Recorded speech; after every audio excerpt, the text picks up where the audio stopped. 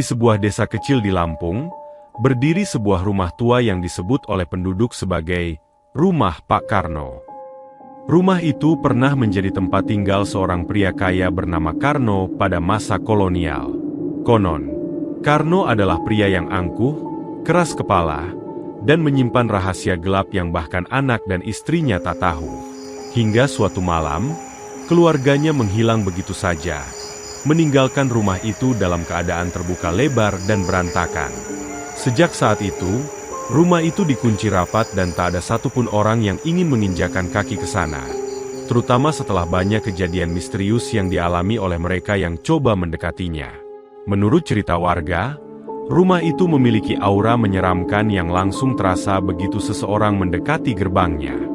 Pepohonan rimbun di sekitar rumah tampak seperti tangan-tangan besar yang siap menangkap siapa saja yang mencoba masuk. Di halaman rumah, terdapat sumur tua yang konon menjadi tempat dibuangnya jasad seseorang pada masa lalu. Setiap malam Jumat, suara seperti gemericik air dan bisikan samar-samar terdengar dari arah sumur itu. Beberapa orang mengaku mendengar isak tangis seorang wanita, seakan ada yang memohon untuk dibebaskan dari dalam sumur. Di dalam rumah, terdapat mitos tentang kamar terkunci di lantai 2 yang dianggap sebagai pusat segala keangkeran di sana. Kamar itu diduga adalah tempat Pak Karno melakukan ritual-ritual gelap. Bahkan ada yang bilang bahwa di dalamnya masih tersisa benda-benda berlumuran darah. Menurut legenda, Pak Karno pernah memanggil dukun untuk melakukan ritual pemanggilan arwah agar hartanya selalu terlindungi. Namun, suatu malam ritual itu berakhir buruk. Suara-suara dari dunia lain mulai menghantui rumahnya. Anak dan istrinya yang tak kuat dengan gangguan tersebut konon memilih meninggalkannya. Namun, ada juga versi cerita yang lebih kelam.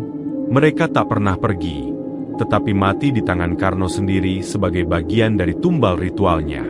Seorang pria bernama Andi pernah memberanikan diri masuk rumah itu bersama temannya untuk sekadar iseng dan membuktikan keberanian. Mereka melangkah ke dalam dengan senter kecil, menyusuri ruang demi ruang yang dipenuhi debu dan sarang laba-laba. Saat mereka sampai di ruang tamu, tiba-tiba terdengar suara langkah kaki berat dari lantai 2, seakan ada seseorang yang sedang mondar-mandir. Dengan hati berdebar, Andi dan temannya mendekati tangga. Namun, saat mereka mengangkat kepala, sosok bayangan tinggi dengan wajah penuh luka terlihat berdiri di ujung tangga, menatap mereka tajam. Mereka lari keluar rumah, tetapi Andi mengalami demam tinggi selama berminggu-minggu setelah itu. Dalam mimpinya, sosok Pak Karno sering hadir, memperingatkannya untuk tidak mengganggu rumah itu lagi. Selain sosok Pak Karno, warga desa juga sering melihat penampakan seorang perempuan bergaun putih di halaman depan rumah.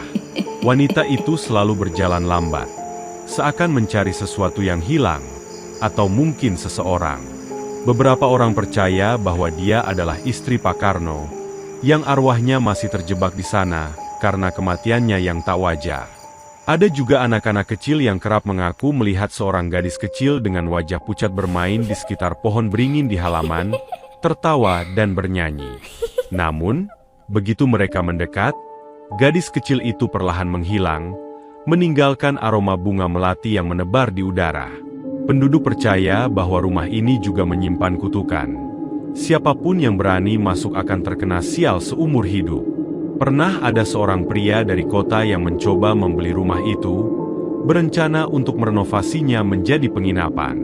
Tetapi, begitu rencana renovasi diumumkan, serangkaian kejadian aneh mulai terjadi.